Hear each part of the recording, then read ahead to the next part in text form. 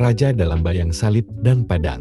Prolog. Warisan darah Aragon. Langit Aragon mendung pada pagi itu, ketika seorang putra lahir di istana kota Sos del Ricciatrito. Tahun itu adalah 1452.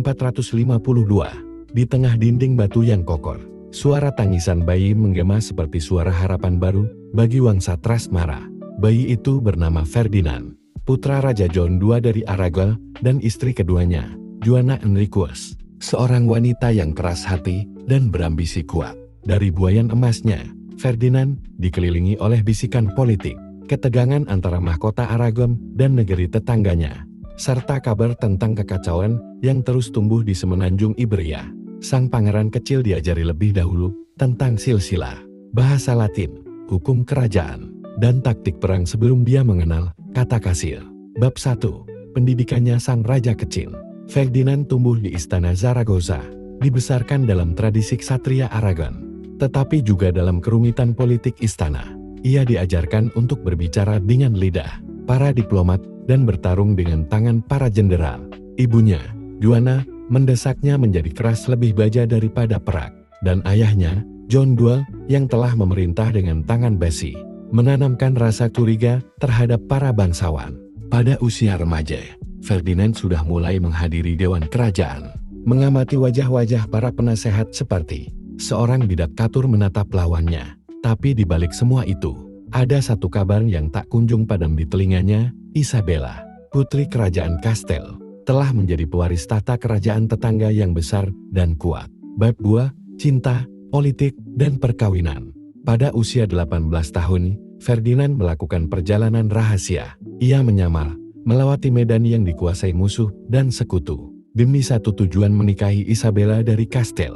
Pernikahan mereka diselenggarakan pada malam Oktober tahun 1469 di Valladolid, tanpa restu penuh dari penguasa Kastil saat itu. Tapi cinta mereka bukan hanya kisah asmara, melainkan dan perekat dua kerajaan besar.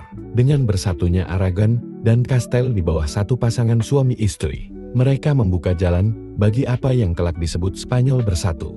Bab 3. Mahkota dan darah. Ketika Isabella naik tahta Kastil pada tahun 1474 dan Ferdinand mewarisi tahta Aragon 5 tahun kemudian, mereka menjadi pasangan penguasa paling kuat di semenanjung Iberia. Di bawah dua mahkota, mereka mengobarkan perang melawan Emirat Granada sisa terakhir kekuasaan Islam di Spanyol. Perang itu berlangsung hampir satu dekade, penuh penderitaan dan darah. Namun pada awal Januari tahun 1492, Granada menyerah. Ferdinand dan Isabella masuk ke kota itu dengan salib dikibarkan tinggi, dan Islam, setelah 7 abad, resmi dikalahkan di tanah Iberia.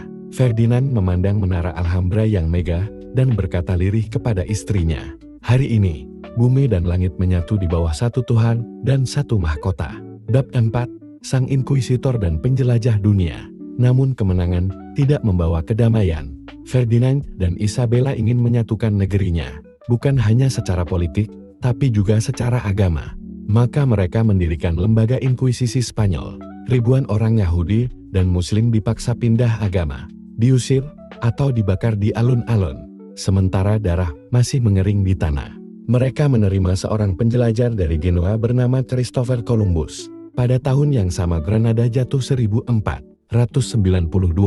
Columbus berlayar menuju barat dengan restu mereka, dan ketika dia menemukan benua baru, Spanyol bangkit sebagai kekuatan dunia yang tak tertandingi. Ferdinand membangun jaringan pengaruh di Eropa melalui pernikahan anak-anaknya. Putrinya, Catherine dari Aragon, menikahi pangeran Inggris yang kelak menjadi Raja Henry VIII. Keluarganya menembus jantung kerajaan-kerajaan Eropa. Bab 5. Setelah sang ratu wafat, Isabella meninggal pada tahun 1504. Dunia Ferdinand seakan meredup. Ia tidak hanya kehilangan istri, tapi belahan jiwanya, rekan pemerintahannya, pilar kekuasaannya. Dalam kesedihan, ia menjadi lebih kejam, lebih curiga, dan lebih tajam dalam berpolitik. Ia merebut kembali kendali atas kastel dari menantunya, Philip dari Habsburg.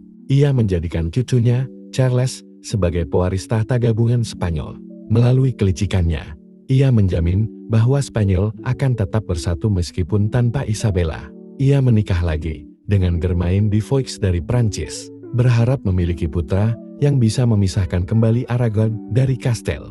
Namun harapan itu pupus ketika anak mereka meninggal saat bayi. Bab 6. Sang Raja Tua.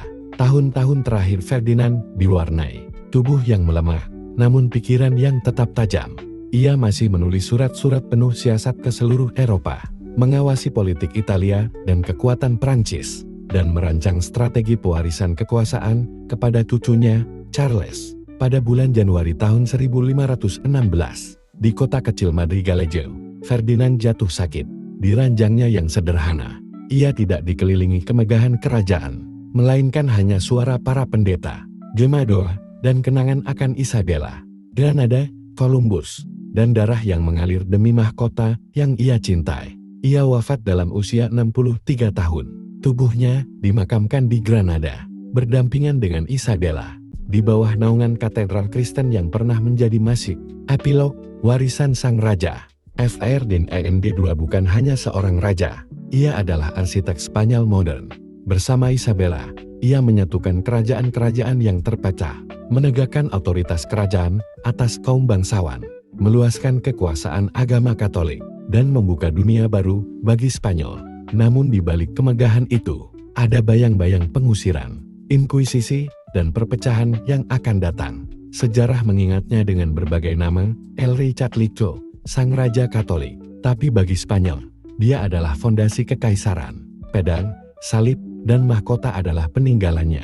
Dan dari situ, lahirlah imperium yang suatu hari akan membentang dari Filipina hingga Andes. Bagian 2, bayang-bayang mahkota. Bab 7. Sang cucu di bawah bayang raja. Ketika kabar kematian Ferdinand II sampai ke istana Mechelen di Flandria, cucunya, Charles, baru berusia 15 tahun. Ia bukan anak kelahiran Spanyol.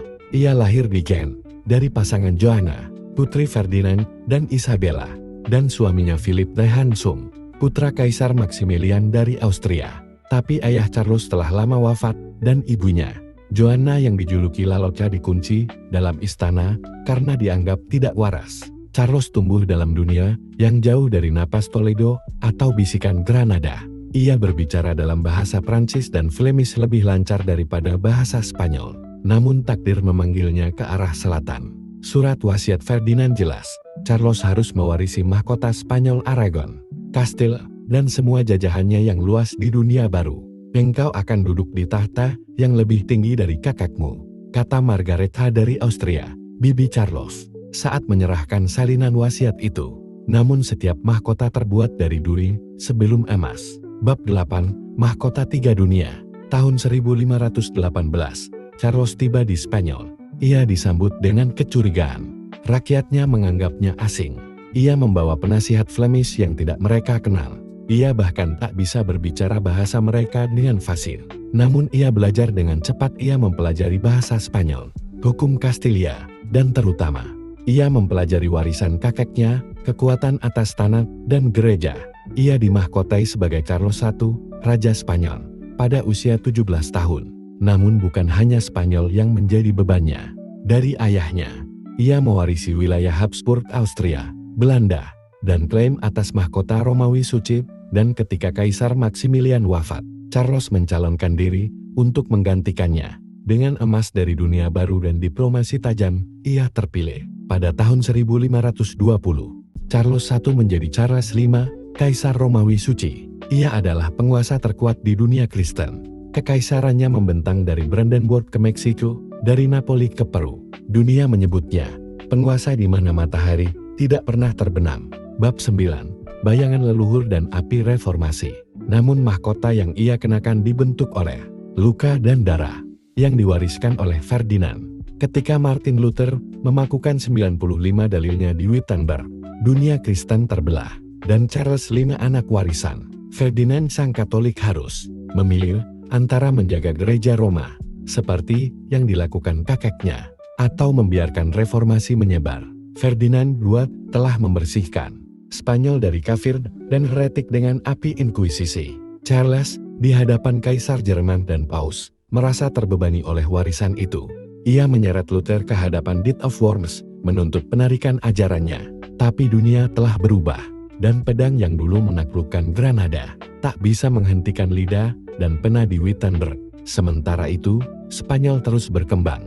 Ekspedisi ke dunia baru yang telah dimulai oleh Columbus dengan restu Ferdinand dan Isabella meluas di bawah Hernán Cortés dan Francisco Pizarro.